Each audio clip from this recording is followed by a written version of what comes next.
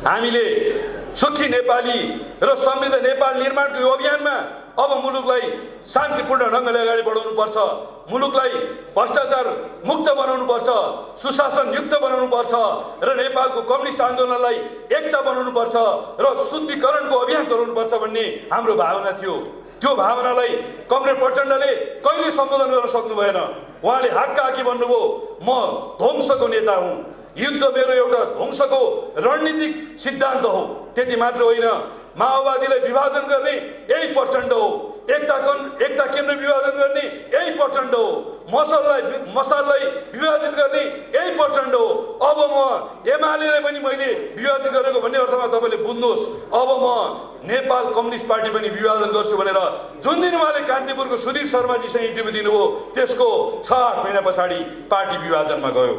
एमाले विभाजनमा उहाँको हात कसरी होला भन्ने हामीले सोच्यौँ, तर जब पुष्टि भयो माधव कमरेड र झलनाथ कमरेड राष्ट्रपति र पार्टी अध्यक्ष र प्रधानमन्त्री खान उहाँको पछि लाग्नुभयो, यसबाट बुझ्यो कमरेड प्रचण्डले माओवादी केन्द्रमा छँदै माधव नेपाल र झलनाथ खनालको दिमागमा रिमोट कन्ट्रोलबाट राष्ट्रपति र प्रधानमन्त्रीको विभाजनकारी चिजहरू, विभाजनकारी कुचिजहरू, कुतत्वहरू घुसाइदिसक्नु भएको रहेछ। त्यस कारणले एमालेको विभाजन पनि यो कसैले गरेको भने त्यो कमरेड प्रचण्डले गरेको हो भन्ने कुरा आज पुष्टि भएको छ। कमरेड केपी ओली 28 सालमा त्यतिखेर माओवादी तत्कालीन मालेको आन्दोलन हिंसात्मक बन्न खोज्दा नक्सलवादीहरूबाट प्रभावित भएको त्यो आन्दोलन त्यो ढङ्गले लानु हुँदैन भनेर कमरेड सीपी मैनारीहरूलाई सम्झाउने नेता कमरेड केपी ओली हो। नेपालको राजनीतिमा व्यक्ति स्वतन्त्रता कि राजनीतिक स्वतन्त्रता भन्ने लडाइँ भइरहँदा त्यो मुभमेन्टलाई विभाजनको तहमा लानु हुँदैन भनेर केपी कमरेडले आन्तरिक रूपमा धेरै सही ढङ्गले आफ्ना विचार राख्नुभयो। माले कि एमाले भनेर पार्टी विभाजन भइरहँदा उहाँले यो पार्टीलाई एकताबद्ध बनाउने कुरामा महत्त्वपूर्ण भूमिका खेल्नुभयो। अघिल्लो निर्वाचनमा माओवादी पतनको दिशामा गइसकेको थियो। 240 मध्ये 120 सिट जितेको थियो 64 सालमा कमरेड प्रचण्डको पार्टीले। उहाँले 70 को चुनावमा देशभरि सुनामी ल्याउने भन्दै हिँड्नुभयो, तर सुनामी होइन खरानी लिएर आउनुभयो, किनभने 240 मध्ये जम्मा 26 सिट जित्नुभयो। उहाँको पतन हुन खोजेको राजनीतिलाई जोगाउँदै नेपालको राजनीतिको उग्रवादी चिन्तन बोकेको कमरेड प्रचण्डलाई मूलधारमा ल्याउनको लागि कमरेड केपी शर्मा ओलीले भूमिका खेल्नुभयो। मैले अस्ति पनि भने प्रचण्डलाई मान्छेबाट वन मान्छे बनाउने केपी ओलीको सपना त पुरा हुन सकेन, तर उहाँले हाम्रा धेरै मान्छेहरूलाई, हाम्रा धेरै नेताहरूलाई मान्छेबाट वन मान्छे बनाइदिनु भयो, धेरै रामकुमारीहरूलाई झाँक्रीबाट वन झाँक्री बनाइदिनु भयो भनेर मैले अस्ति पनि भने। सभ्यता विहीन, संस्कार विहीन, मूल्य मान्यता विहीन एउटा अराजक ढुण्डहरूको निर्माण गर्ने अभियानमा छ भने संस्कार युक्त सभ्यता युक्त र समृद्धि र सुखी नेपाली निर्माण गर्नको निमित्त एउटा मैले अघि पनि भने एउटा सिभिल सोल्जर बनाउने अभियानमा कमरेड केपी शर्मा ओली लाग्नु भएको छ। हामी कमरेड केपी शर्मा ओली त्यो अभियानलाई दृढताका साथ कुनै पनि मूल्य चुकाएर हामी साथ दिनेछौँ। यो नै आजको युवा सङ्घ नेपालले उहाँको सामु राख्नुपर्ने एउटा प्रतिबद्धता हो भन्ने मलाई लाग्छ। निर्वाचनको अभियानमा हामी गइसकेका छौँ। यो जाने क्रममा धेरै साथीहरू प्रधानमन्त्रीको अभियानमा मनमा जे भए पनि बोल्ने हिम्मत गर्नुभएको थिएन। युवा सङ्घ नेपालले फेरि हिम्मत गर्यो। जसरी हिजो युवा सङ्घ नेपालले अराजकताको विरुद्ध सङ्घर्ष गर्ने हिम्मत गरेर हाम्रा धेरै साथीहरूलाई हामीले शहीद बनायौँ, फेरि हामीले त्यो हिम्मत गऱ्यौँ। बौद्धिक अराजकहरूले समाजमा फिजाएका अराजकताहरूलाई तोड्ने हिम्मत गऱ्यौँ। हामीले त्यही भएर साइबर सेना बनाउने हिम्मत गऱ्यौँ र युवा सङ्घ नेपालको यो केन्द्रीय कमिटीको बैठकबाट त्यसलाई हामी औपचारिक ढङ्गले अब घोषणा गर्दैछौँ र यसलाई युवा सङ्घको एउटा विभागको रूपमा अगाडि बढ्नेछ र यसले बौद्धिक अराजकताहरूलाई, मिसनवाला मिडियाहरूलाई र सामाजिक सञ्जाल मार्फत अपराधिक गतिविधि गर्ने र हाम्रा नेता कार्यकर्ता र आम जनताहरूलाई, समर्थक शुभचिन्तक र असहायहरूलाई, आवाजविहीनहरूलाई जुन ढङ्गको आक्रमण सोसियल मिडिया मार्फत हुन थालेको छ त्यसलाई प्रतिवाद गर्ने ढङ्गले यो अभियान अगाडि बढ्नेछ र युवा सङ्घ नेपालले यसलाई त्यही ढङ्गले तपाईँहरू अगाडि बढाउनु हुनेछ। युवा सङ्घ नेपालले अबको 2 महिनाभित्र प्रत्येक स्थानीय तहमा आफ्नो कमिटीलाई व्यवस्थित गर्नेछ, प्रत्येक वडा कमिटीमा आफ्नो कमिटीलाई व्यवस्थित गर्नेछ निर्वाचनको माहौल यसले सशक्त ढङ्गले ल्याउनेछ। आगामी 13 गते युवा संघ नेपालले माइतीघर मण्डलामा 11 बजे जम्मा भएर निर्वाचनको माहौल बनाउनुको निमित्त सशक्त भूमिका खेल्नेछ। आज र भोलिको बैठक त्यो ढङ्गले हामी गर्नेछौँ भने यहाँ उपस्थित हुनुभएका प्रत्येक केन्द्रीय सदस्यको जिम्मामा 20 जनाको दलले तपाईँलाई जिम्मा दिनेछ र हामी आउँदो 13 गते यो मुलुक निर्वाचनमय बनाउनुको निमित्त एउटा माहौल सिर्जना गर्नेछौँ। त्यसैगरी युवा संघ नेपालले निर्वाचनको मुखमा राष्ट्रिय कार्यकर्ता भेला गर्नेछ। सम्भवतः त्यो भेला चितवनमा गर्नेछ। चितवनमा पनि प्रचण्ड कमरेडको निर्वाचन क्षेत्र माडीमा गर्नेछ र त्यहाँबाट देखाउनेछ अधिनायकवादीहरूको दिन समाप्त। युवा संघको यो नवगठित कमिटीका बारेमा के भ्रमहरू सिर्जना गर्न खोजिए। हामी सबैले के बुझ्न आवश्यक छ भने कुन ग्राउन्डमा कुन परिवेशमा यो कमिटी बन्यो भन्ने बुझ्न आवश्यक छ। पहिलो कुरा, पार्टी एकताको नाउँमा लामो समयदेखि हाम्रो सांगठनिक गतिविधिहरू अवरुद्ध थिए, राजनीतिक भेला प्रशिक्षण कार्यक्रमहरू अवरुद्ध थिए, अभियानहरू सञ्चालन थिएनन्। युवा आन्दोलनको कार्यभार के हो, युवा आन्दोलनको कार्यदिशा के हो, अब युवा आन्दोलनलाई युवा संघले कुन हदमा लिड गर्छ र युवा आन्दोलनका नयाँ मुद्दाहरू के हो भन्ने बारेमा हामी अन्यलमा थियौँ। त्यो अन्यलतालाई चिर्दै युवा आन्दोलनको कार्यदिशालाई बडो स्पष्ट ढङ्गले अगाडि लानुपर्ने थियो। त्यसो भएको हुनाले हामीले युवा आन्दोलनको पुनर्गठनको महसुस गऱ्यौँ र निवर्तमान अध्यक्ष रमेश पौडेलजीकै प्रस्तावमा सर्वसम्म ढङ्गले हामीले यसलाई पुनर्गठन गऱ्यौँ। एउटा यो परिवेश तपाईँहरूले बुझ्न आवश्यक छ। दोस्रो परिवेश, नेपालको कम्युनिस्ट आन्दोलनको एकता सँगसँगै युवा सङ्गठनको पनि हामीले एकता गऱ्यौँ। यो एकता गरिरहँदा युवा संघ नेपाल साबिक युवा संघले नै पाउँछ भन्ने हाम्रो अपेक्षा थियो, तर साबिक वाइसिएलले पायो। एकता प्रक्रियाको यो महान अभिभावकलाई हामीले सहज ढङ्गले स्वीकार गरिदियौँ र हामीले दीपशिखाजीले बडो सहज ढङ्गले जुन दिनसम्म उहाँ यो सङ्गठनको संयोजक हुनुहुन्थ्यो हामीले उहाँलाई साथ दियौँ। तर उहाँले नै साबिक वाइसिएलका कतिपय साथीहरूलाई चित्त बुझाउन नसकेको, जिम्मेवारी दिन नसकेको, भूमिका नदिएको, पुरानो आग्रह पालेको भन्ने कुरा पनि थियो। र पछि जब पार्टी विभाजनको स्थिति फेरि सिर्जना भयो, दीपशिखाजी यो सङ्गठनको नेतृत्व गर्न म असक्षम भएँ भनेर बिदा हुनुभयो।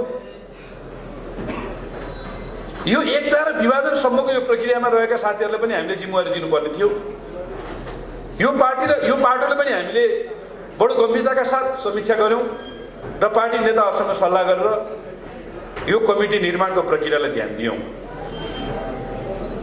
तर कतिपय व्यक्तिहरूले बजारमा अमुक नेताहरूको नाम जोड्दै म र सङ्गठनका नेताहरूको नाम जोड्दै महेश बस्नेतजीको दादागिरी रह्यो, फलानु नेताले एकलौटी गरे भन्ने ढङ्गका समाचार बनाउनु पनि भ्याउनु भयो। अब त्यस्ता धेरै समाचारको खण्डन गर्नुपर्छ भन्ने त मलाई लाग्दैन। मैले एउटा बिग हाउस प्रतिष्ठित मिडियाका केही साथीहरूसँग हिजो बसेको थिएँ। उहाँहरूले भन्दै हुनुहुन्थ्यो हाम्रो पत्रिका त राष्ट्रिय पत्रिका थियो, त्यो पत्रिका हेरेर आम बुद्धिजीवीले धारणा बनाउँथे अब त हाम्रो पत्रिकालाई त जनआस्थासँग तुलना गर्न थाले, यो त बर्बाद भयो। हाम्रो टेलिभिजन राष्ट्रिय टेलिभिजन थियो, हाम्रो टेलिभिजनलाई त फलानु टिभीसँग तुलना गर्न थाले, यो त बर्बाद भयो। केही कम्युनिस्ट आन्दोलनमा विभाजन ल्याउने र प्रचण्ड कमरेडलाई सिङ जुरो हाल्ने काममा त हाम्रो मिडियाहरू सफल भए, तर त्यसो भइरहँदा प्रचण्ड सँगसँगै हाम्रो मिडिया पनि ध्वस्त भएर गइरहेको छ। यो कुरा बिग हाउसका मिडिया सञ्चालकहरूले कहिले बुझ्ने हुन्, त्यो बुझ्ने बेलासम्म ढिला भइसक्छ भनेर पत्रकारिता क्षेत्रमा लामो योगदान गरेका साथीहरूको यो समीक्षा, यो विश्लेषण भित्रभित्र भइरहेको छ। त्यसो भएको हुनाले धेरै मिसनवाला मिडियाको हामीले खण्डन गर्नुपर्छ, स्पष्ट पार्नुपर्छ भन्ने मलाई लाग्दैन। तथापि युवा संघ नेपालको यो कमिटी सर्वसम्मत कमिटी हो। यसले वर्तमानको चुनौतीलाई सहज ढङ्गले सामना गर्छ। यसले विगतको गौरवपूर्ण गाथालाई अझ प्रभावकारी ढङ्गले जनताको बिचमा लैजान्छ र यसले उज्जवल भविष्यको कामना सहित आफ्नो उज्जवल भविष्यको दिशातर्फ युवा आन्दोलनलाई लैजान्छ। यो कुरामा यो कमिटी सक्षम हुनेछ। म सम्पूर्ण नवनिर्वाचित पदाधिकारी र केन्द्रीय कमिटीका साथीहरूलाई हार्दिक बधाई दिन चाहन्छु, हार्दिक आभार प्रकट गर्न चाहन्छु र हार्दिक धन्यवाद दिन चाहन्छु। युवा संघभित्र कुनै समस्या छैन, कुनै अप्ठ्यारो छैन, कुनै द्वन्द्व छैन। समस्या, अप्ठ्यारो र द्वन्द्वहरू कसैले सिर्जना गर्न खोज्छन् भने जसरी माउरीको घारभित्र कहिलेकाहीँ अरिङ्गालले छिर्ने प्रयत्न गर्छ, त्यतिखेर माउरी मिलेर अरिङ्गाललाई एट्याक गर्ने गर्छन्। यो कसैले प्रयत्न गर्छ भने माउरीहरूले अरिङ्गाललाई एट्याक गर्नेछन् र गेटबाटै उसको जीवनको समाप्ति गर्नेछन्। यो बाटोमा दुःख नपाउनको लागि म सबै साथीहरूलाई अनुरोध गर्न चाहन्छु, युवा सङ्घ एक मना एकताका साथ अगाडि बढ्छ। युवा सङ्घले राष्ट्रिय मुद्दामा सदैव युवा आन्दोलनको अग्र शक्तिको रूपमा आफूलाई स्थापित गर्यो। युवा मन्त्रालयको स्थापना हाम्रो माग थियो, युवा परिषदको स्थापना हाम्रो माग थियो, 16 वर्ष उमेर भएका युवालाई मताधिकार दिने कुरा हाम्रो माग थियो, तर सकिरहेका छैनौँ। विदेशमा रहेका युवाहरू जसले रेमिटेन्सबाट यो मुलुकको अर्थतन्त्रलाई निकै ठुलो टेवा पुर्याइरहेका छन्, उनीहरूलाई मताधिकार दिनुपर्छ भन्ने हाम्रो माग थियो, त्यो हामीले पुरा गर्न सकिरहेका छैनौँ। युवा स्वरोजगार बैङ्कको स्थापना गर्ने कुरा हाम्रो माग थियो। म धन्यवाद दिन चाहन्छु वर्तमान सरकारलाई। सर्टिफिकेट भित्तो राखेर लोन दिने, सहुलियत ब्याजमा लोन दिने जुन व्यवस्था सरकारले ल्यायो, त्यो युवा सङ्घ नेपालको माग थियो र वर्तमान प्रधानमन्त्रीले त्यो मागलाई सम्बोधन गर्नुभयो। म उहाँलाई हार्दिक धन्यवाद दिन चाहन्छु। विदेशबाट फर्केका युवाहरूलाई लोन दिने व्यवस्था, महिला उद्यमीहरूलाई लोन दिने व्यवस्था मात्र होइन, 5 वर्षसम्म आय कर नलाग्ने, कुनै कर नलाग्ने, निःशुल्क दर्ता हुने लगायतका जुन प्रावधानहरू वर्तमान सरकारले ल्याएको छ, म हार्दिक धन्यवाद दिन चाहन्छु। दलित युवाहरू जसले आफ्नो परम्परागत व्यवसाय गरे बापत समाजमा अछुतको व्यवहार सहनु पर्थ्यो, उनीहरूलाई आज वर्तमान सरकारले सम्बोधन गरेको छ। उहाँहरूले बिना धितो 15 लाखसम्मको लोन जम्मा 4% ब्याजमा पाउने जुन व्यवस्था गरेको छ, यो सानो कुरा होइन, यो सानसुनी कुरा होइन। यसले दलाल पुँजीवादमा आधारित हाम्रो अर्थतन्त्रलाई ध्वस्त पार्ने र राष्ट्रिय अर्थतन्त्रको विकास गर्दै समाजवादतर्फ जाने प्रधानमन्त्रीको सपना साकार पुर्याउनको निमित्त यो महत्त्वपूर्ण कदम हो। हामीले बुटोल महाधिवेशनबाट विधानमा लेख्यौँ, अब हामी राष्ट्रिय पुँजीको विकास गर्नको लागि उद्यमशीलताको काममा लाग्नेछौँ र राज्यलाई कर तिर्नेछौँ। अब हामी ठेक्का कब्जा गर्न जाँदैनौँ, अब हामी ठेक्का र निर्माणको काममा सहभागी भएर यो मुलुकलाई योगदान दिन्छौँ र हामी व्यावसायिक काम गर्छौँ, औद्योगिकरणको निमित्त अगाडि हुन्छौँ र औद्योगिक जनशक्ति निर्माण गर्ने अभियानमा हामी लाग्छौँ। यो भनेर विधानमा लेख्ने र शपथ ग्रहणमा यो ब्यौरा राखेर शपथ ग्रहण गराउने पहिलो सङ्गठन युवा सङ्घ नेपाल हो र अहिलेको राष्ट्रिय युवा सङ्घ नेपाल हो। यो कुरामा हामीलाई गौरव छ। योगदानमा आधारित सामाजिक सुरक्षाका आइटम, युवाहरूको स्वरोजगारको कार्यक्रम, यी तमाम कार्यक्रमहरूलाई वर्तमान सरकारले सम्बोधन गरेको छ।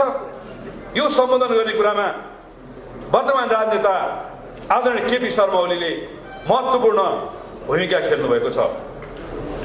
म यही कार्यक्रमको दौरानमा आजका प्रमुख अतिथि, हामी पुँजीवादी समाजतर्फ सङ्क्रमित ढङ्गले अगाडि बढ्यौँ र समाजवाद प्राप्तिको निमित्त हामी अगाडि बढ्ने भन्ने कुरा हामीले निष्कर्ष निकाल्यौँ। त्यो भएर 246 सम्म राज गरेको राजतन्त्रलाई हामीले सदाको लागि समाप्त गरिदियौँ। हाम्रो लोकतन्त्रलाई हामीले समावेशी बनायौँ। पछाडि परेको महिला, दलित, आदिवासी, मधेसी जनजातिहरूलाई सम्मानमूलक ढङ्गले, समान ढङ्गले, सहभागितामूलक ढङ्गले अगाडि जाने कुरामा हाम्रो समाज अगाडि बढ्यो।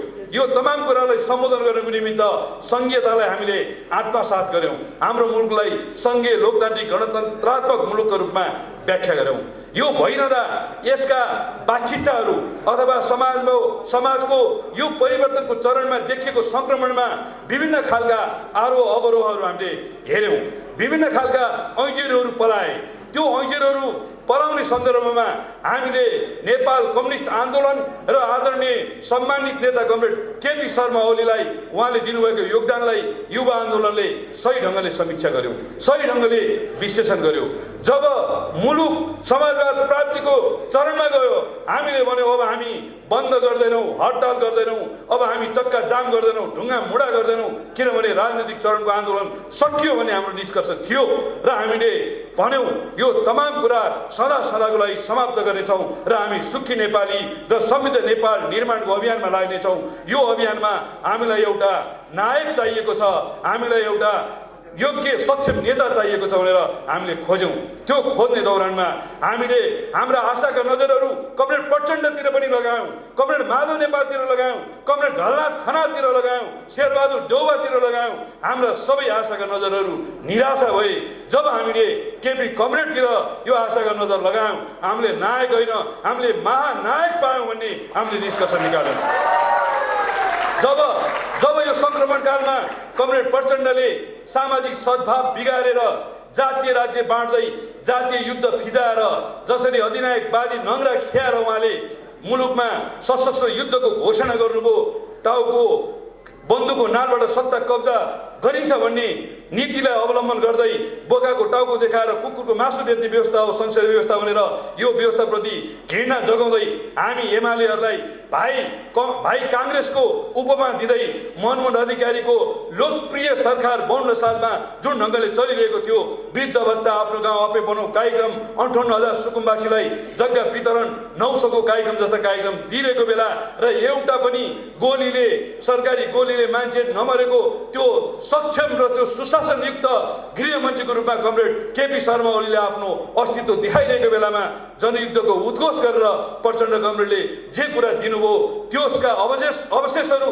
त्यसका बाछिटाहरू कहिले जातीय राज्यको रूपमा प्रकट हुन खोज्दै थिए भने कहिले जातीय युद्ध मचाउने ढङ्गले त्यो प्रकट हुन खोज्दै थिए भने कहिले सामाजिक न्यायका विरुद्ध सामाजिक फाँसीवादी चरित्र विकास हुँदै आफूभन्दा फरक विचार राख्ने व्यक्तिहरूलाई घर घरमा गएर आक्रमण गर्ने, अपहरण गर्ने, लुट्ने, खुट्टा भाँट्ने, काट्ने खालका प्रवृत्तिहरू भइरहेका थिए र तिनलाई सम्झाउने, बुझाउने र सही दिशामा लैजाने भन्दा पनि तिनलाई उकास्ने प्रवृत्ति कमरेड प्रचण्डमा देखिएको थियो, जो अहिले पनि मांसाहारी आन्दोलनको रूपमा उहाँबाट प्रकट हुने गर्छ, अहिले पनि टाउको चिराएको रूपमा प्रकट हुने गर्छ।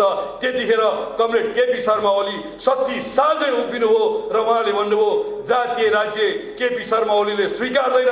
त्यही कुरालाई बोकेर युवा संघ नेपाल मैदानमा गयो। सामाजिक न्यायलाई केपी ओलीले स्वीकार्छ, सामाजिक फाँसीवादीहरूलाई केपी ओलीले स्वीकार्दैन।